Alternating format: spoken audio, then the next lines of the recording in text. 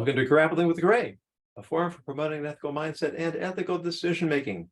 Help us better see both sides of complex issues and better navigate the moral challenges of everyday life. I'm Rabbi Yonason Goldson, and I would like to welcome my guest for today. With me is Catherine Fitzgerald. She's a writer, speaker, certified coach, and founder of Brass Tacks with Heart Executive Coaching. She helps founders, owners, and C-suite executives and their teams to build businesses that fuel their lives, not consume them. Dr. Jenna Ross is a doctor of performance psychology, a former Army National Guard drill sergeant, adjunct professor, mental health advocate, and podcast host. And Dr. Eric Zabigalski, did I get that right? A+. Okay. Eric is a technical and organization consultant, professor of HR management, and author of Unthink. All you have to do is nothing. Sounds like you should be running for office. Thank you all for being with me again. And here is our topic for today. Ronald Opus attempted to commit suicide by jumping off the top floor of a 10-story building. What he did not know was that construction workers had placed a net at the first floor level to catch falling debris, which would have saved the jumper's life. However, on his way down, a shotgun blast through an apartment window struck and killed Ronald Opus. Police discovered that an elderly man had been threatening his wife with a shotgun, but missed her when he fired the weapon. Further investigation uncovered that the husband routinely threatened his wife when he was angry, but that he always kept the gun unloaded. A witness was found who saw the couple's son loading the shotgun several days earlier after an argument about the son being written out of the will. The medical examiner struggled over whether the death should be legally ruled a suicide, a homicide, manslaughter, or accidental death. That's the legal question, but from an ethical perspective, who bears responsibility for the death of Ronald Opus? The floor is open.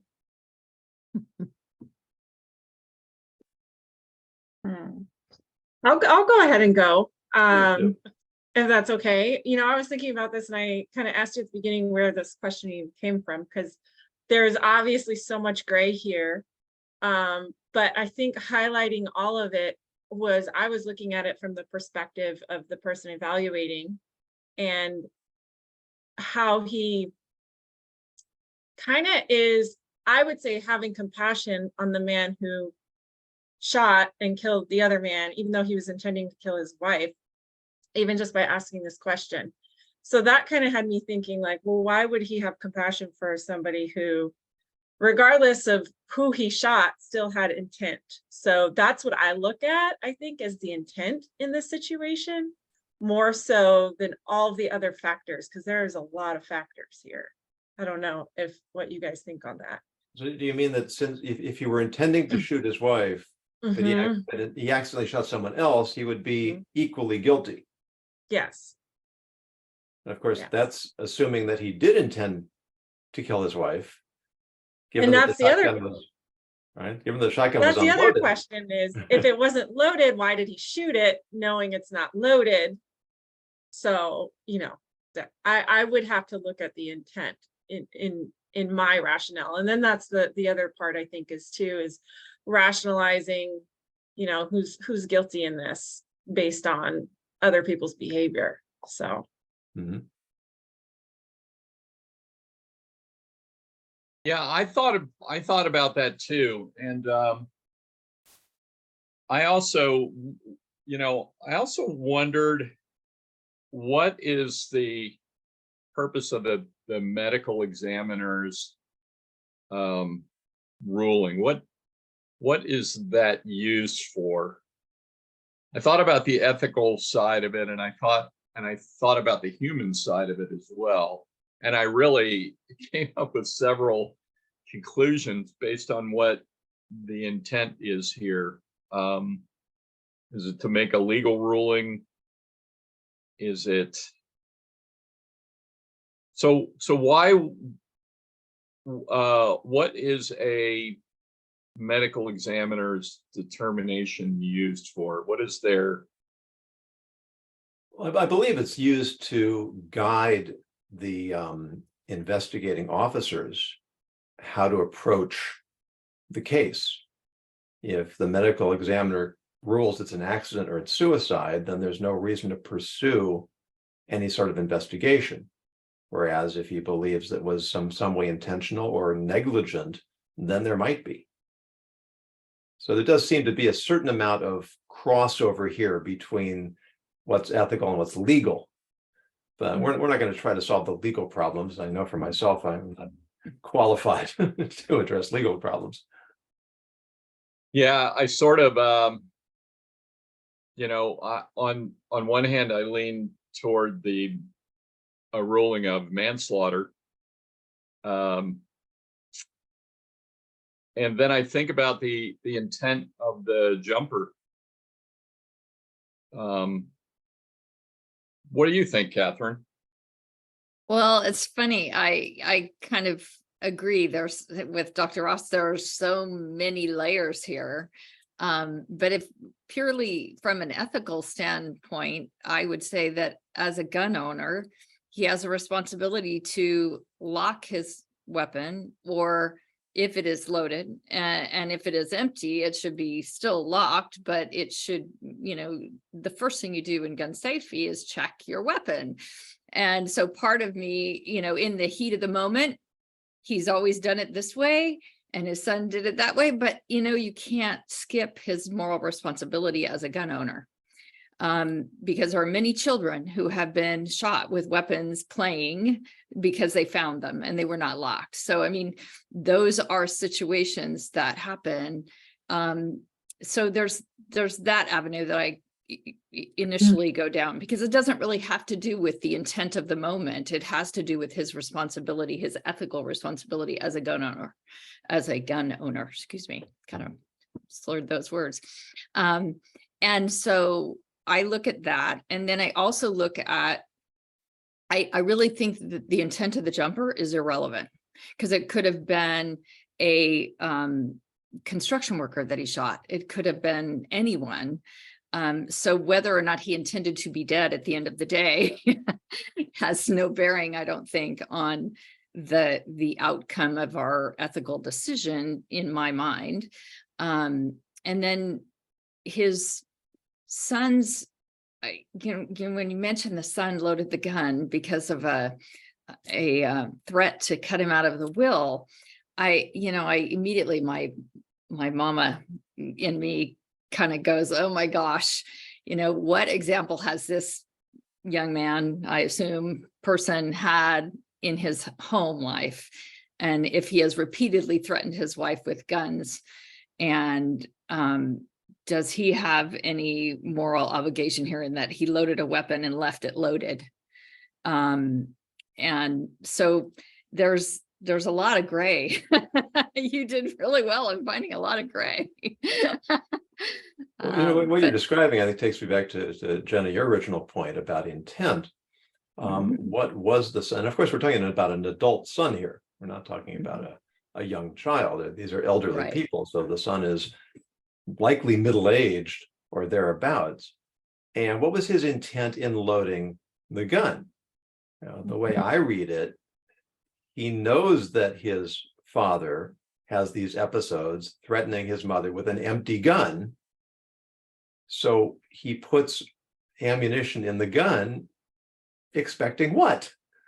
Expecting his father to do what he usually does, which is to storm and pull the trigger, and nothing happens. So where does the ultimate guilt lie? With the husband who fired the gun, believing it was empty, or with the son who orchestrated the situation, hoping that his father would kill his mother? And then does it matter, again, back to your point, Jenna, does it matter whether he hit his intended target or not? Well, that's a good point, was maybe the son orchestrated the whole thing. I mean, that we just don't know that, thinking of, if you talk about the will and maybe the the mom was on the will and he wants, you could go down that rabbit hole with that. He wants the mom out of the will. So it was really the son's intent, kind of pawning it on to the father, so to speak. But I still go through, my brain wants to walk through the steps of firing a weapon. And Catherine, you brought this up of being a responsible gun owner. Like, there are certain steps, right? You got to take it off safe. Then if he already loaded it, right? Like he's going to pull the trigger back. Like there's certain steps is what I'm saying, that it just seems so negligent, if anything, on the dad's part, father's part, that he would have just fired it off. Like he had to have known it was loaded. Like that, I just can't in my brain, like for a child, maybe to not understand that it's loaded. But for an adult, right, gun safety, we talk about all of that all the time. And if he's, has guns in the home, he's probably well aware of gun safety and knowing that it is loaded. So that's where my brain goes with that. That's why I think, looking at his intent with that is, you can't really say that's an excuse that I didn't know it was loaded. Your intent was still to fire the weapon at your wife. Right, that intent was still there, whether it was loaded or not. I don't quite see it that way. If he's, these are the people who live in the house. He keeps the gun unloaded. He has no reason to believe it would have ever gotten loaded. I will disclose that I once discharged a gun accidentally, and I was 100% certain it was empty. And fortunately, I was following the other rules of gun safety, so I did not hurt anyone or anything, for which I'm very grateful. But it was a terrifying moment, because it didn't matter that I was 100% certain. I was wrong. But in this case, I had loaded the gun and forgotten that I had it loaded. And it was a disassemblable gun. So I had left it that way because it was stored away where it couldn't discharge accidentally. So I thought I was being safe. In this case, he leaves the gun unloaded. And so is it negligence for him? If you're talking about a case where there are many people in the house, or other people have access to the weapon, or there are children around, those are contributing factors that I don't know if they apply here. I think whether a gun is empty or loaded, it should be locked up if you are the gun owner, because you are taking a risk, whether you acknowledge it or not. I mean, the son could have brought the ammo in with him, or he could have accessed his father's ammunition. But either way, the gun was accessible. Right. I still go back to the bottom line. I still go, and that's where I'm very black and white. And this is an obviously great question. Is the bottom line is he still intended to wave and threaten his wife with the weapon, which we assume, because that was his history. But who knows in the heat of the moment? Well, that's a good point too. Is we're assuming that he was going there with that, but maybe he wasn't. But given his kind of history of violence and abuse, number one is you'd have to look at that. To me, in my perspective, is that's the bottom line, is he still had the intent to cause harm in some way. Any thoughts, Eric? Yeah, I think that he was used to using that gun as a prop for intimidation. I don't think you can have any assumption that he would be a responsible gun owner. There are many different, there's a lot of different generations living today, and they have different opinions about firearms and things like that. I also believe in keeping guns locked up, separating the ammunition from from the weapon. But what do we know about this guy other than he frequently used that as an instrument of intimidation for his wife? You know, the intent of the son sounds pretty clear, that he was hoping that his father would accidentally harm somebody with the gun. So if anybody has the clearest malicious intent, it's probably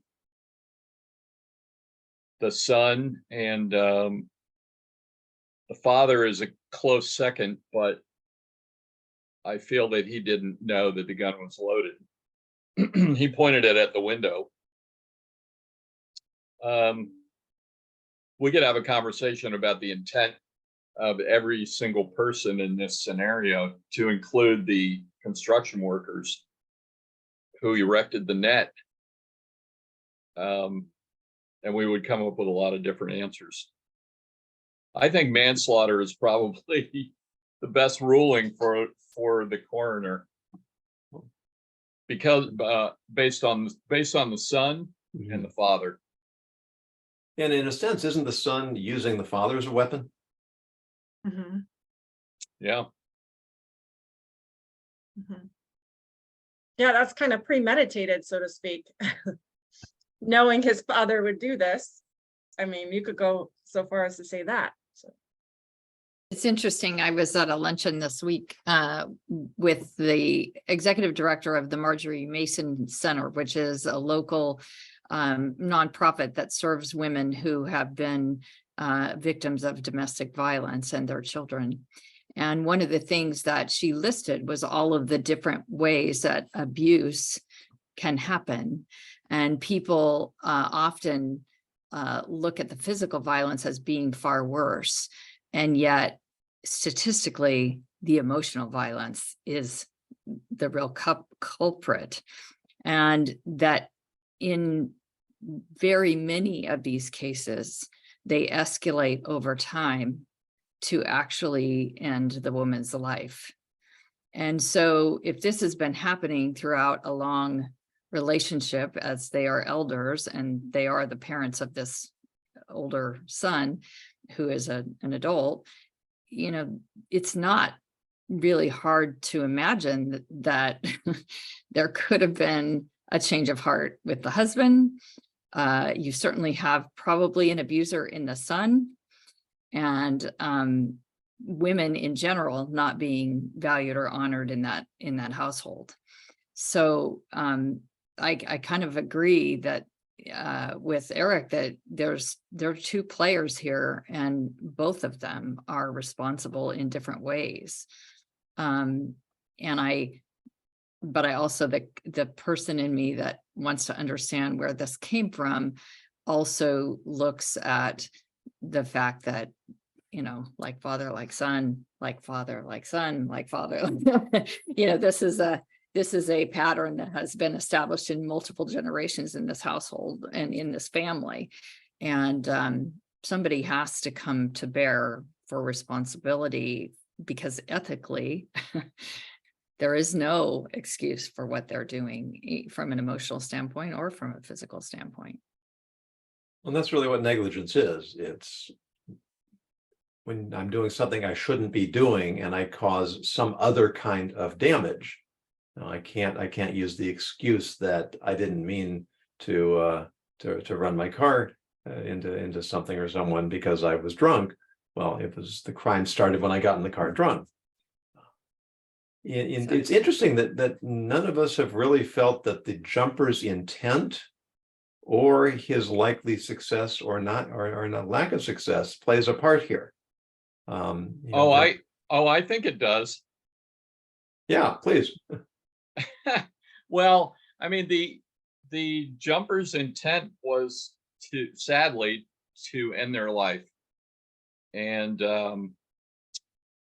you know, one thing I thought about was the Hollywood scenario of the jumper and the person talking to the jumper. Usually, at least not initially, they don't grab them or accost them or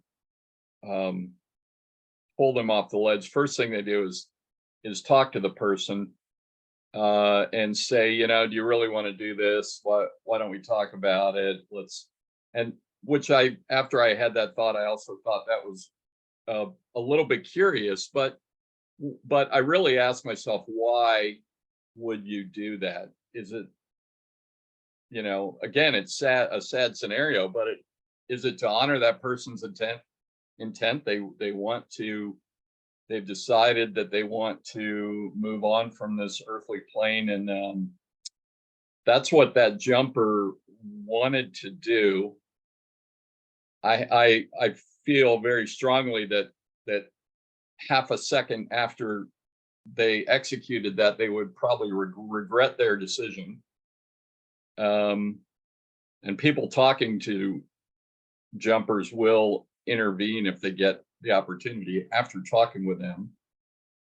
But I thought about the jumpers' intent a lot. And, you know, there's no guarantee that net would have saved their life. That doesn't have any, to me, that has no bearing or weight on the son or the father. To me, the son, you know, committed a criminal act, and the father committed a criminal act because of all the years of abuse. But yeah, when you go through everyone's intent, that was the jumper's intent, and they achieved it, not in the way that they expected to. Well, and, you know, we have had a debate in this country for some time about doctor-assisted suicide. Could we invoke that here in some sense? The shotgun facilitated the jumper's desire to end his life. Is that substantive? Substantive, you know, Substantiating. even Is as it I comparable say, to? yeah, Little tongue-tied there. even as I talk about this, I really don't know how I really feel about the jumper's intent, except that sadly their intent and their objective was met. I think without knowing the context of his mindset, you know, was there a letter left? Was there some, you know, we can't really make any assumptions about his mental state in that moment. You know, did he just get some really bad news and overreact, or was this a premeditated, you know, thought process of ending their life? You know, you don't know any of that, but it doesn't remove the responsibility of the gun owner and the son who loaded a weapon and hit it, or, you know, didn't acknowledge that he had done it to his parent, or, you know, whatever his motive was, we don't know. I mean, there's just so many layers here, but I don't know that the jumper's intent weighs in on the ethical discussion about the shooter's responsibility or the gun loader's responsibility. Certainly, if we're talking about like two different stories, you know, that collided, if you will. Yeah, if we're talking from a legal, lawful perspective, then I completely agree with you, Catherine. But there's something in me that wants to honor the jumper by at least talking about their intent. Oh yeah. Sad We could course. talk about we could talk about the ethics of suicide. That would be a really different conversation. But then the ethics of helping somebody commit suicide is another layer beyond that. Jenny, you have a thought? Well, yeah, I was thinking about that as you said that about the kind of the you know, euthanasia type of mindset of the guy wanted to die anyway. So this guy that shot the weapon was essentially helping him. And so really he can't be at fault because the guy wanted to die anyway. So we could even argue that. But I think what you have to look at in that is the jumpers, it was his own choice, right? His own choice. And I think, Eric, what you brought up about them kind of talking to people who are in those situations is giving them the opportunity to rethink and kind of shift and make their own choice that I do want to live. I don't want to die. And so I think it's that choice that you have to look at.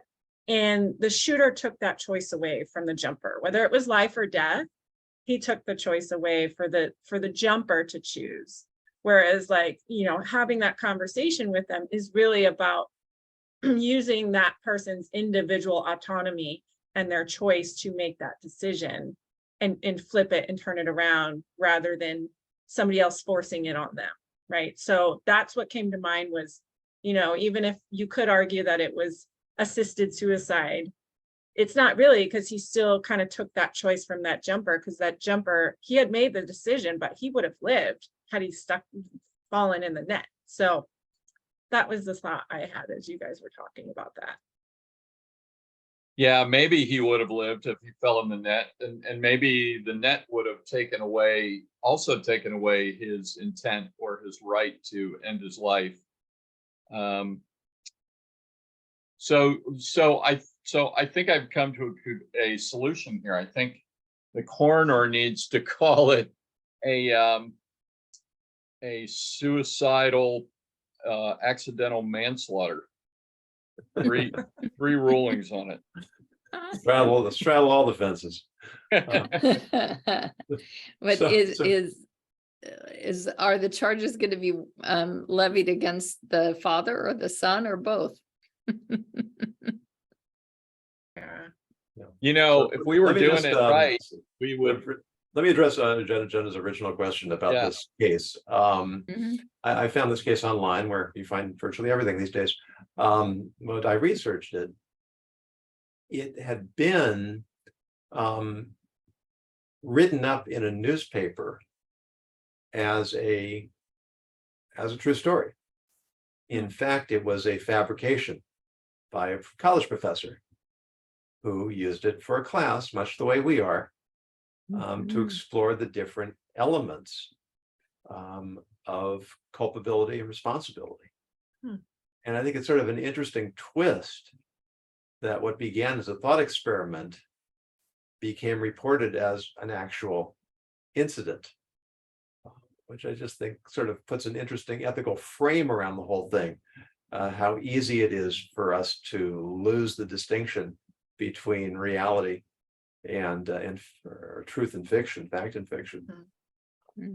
The story itself then becomes a question of, would we, do we think about this one way when it's a thought experiment? Do we think about it another way when it's something that actually happened?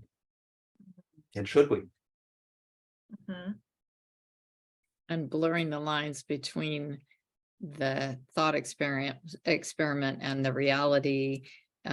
We are beginning to see more and more every day with AI and all of the ramifications of that in our world. And I think I always, my brass tacks with heart will tell you that I'm always looking at it from a heart perspective. And, I have compassion for each of the players in this scenario, because clearly there was a lot of emotional upheaval going on all the way around that circle. Yeah, when I try to make sense of it, the jumper, we won't debate the ethics of suicide here. His decision would affect him and him alone. The husband was acting irresponsibly, but not completely irresponsibly. He knew that he couldn't be trusted to have a loaded gun in the house, and so he kept the gun unloaded. So when he had his tantrum, he was protecting himself in advance. So that's a more shaded or more nuanced description. The son was the one who really the only one who had premeditated intent to harm someone else. And I think that in my mind, puts the burden of responsibility on him without necessarily exempting other players in the story. Fair point. Any final thoughts?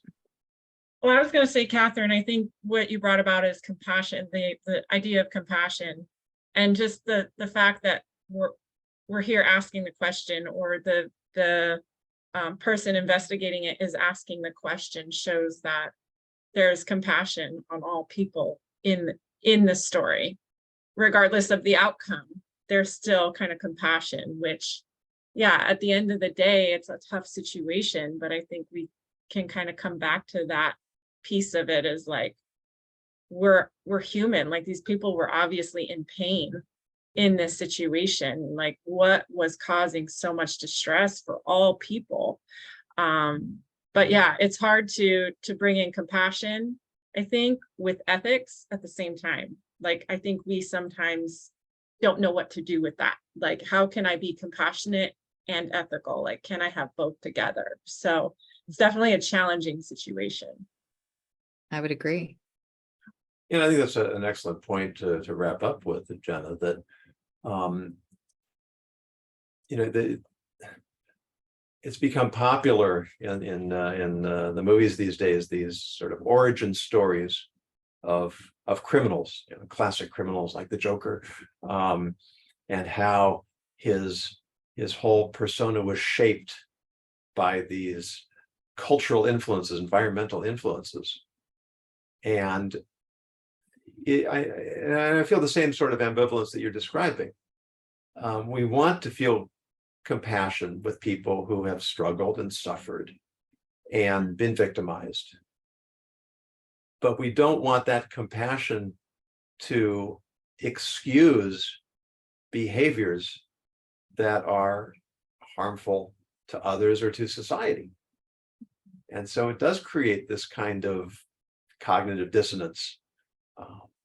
Yes, we have to be compassionate. We have to feel empathy for these people. At the same time, people have to be held ultimately accountable for their behavior. And it's often very difficult to see how we can hold those two concepts in our minds at the same time, which is what really Grappling with the Gray is all about. And I guess I would say that I don't think compassion and ethical decision-making are mutually exclusive, but I do think that the situation being adjudicated by someone who has that capacity to step and look at from all angles and understand, or at least attempt to understand the mindset, the situation, then ultimately you do get to like who had the, and I think Jonas and you really illustrated that very well, who had the ultimate responsibility in doing harm to another human being. And I would push back a little bit to say that the father, who's been terrorizing this woman for years and years and years, has had an intent to manipulate, control, harass, terrorize the wife in order to get what he wants. And so I think both the father and the son are guilty on different levels, but absolutely of having ill intent. Yeah, the truth is that there's plenty of guilt to go around in a situation like this, and that also goes to our ethical precept that binary thinking is extremely limiting. And either it's this person's fault or it's that person's fault. Either he's guilty or he's innocent, which is why we're addressing this in an ethical way and not a legal way. The law has to draw lines. There has to be a point at which innocence ends and guilt begins. But that doesn't give us carte blanche. And I like to say that it's not illegal as the last refuge of the unethical. It's not enough for us to not be in violation of the law. We have to try to fulfill the spirit of the law, because ultimately that's what keeps society civil. So thank you all very much. Thank you. Catherine Fitzgerald, Yeah, Dr. thank Joe you. Robbins, Lara, Dr. Eric Zabigalski. Appreciate your thoughts, appreciate your time, appreciate you for being here, and hope we can do it again. For those of you who are watching or listening, if you have an ethical dilemma or scenario you'd like us to take up, please go to my website, ethicsninja.com, use the contact information. If it's compelling, we'll take it up on a future episode. And until then, as always, I urge you to continue grappling with the gray.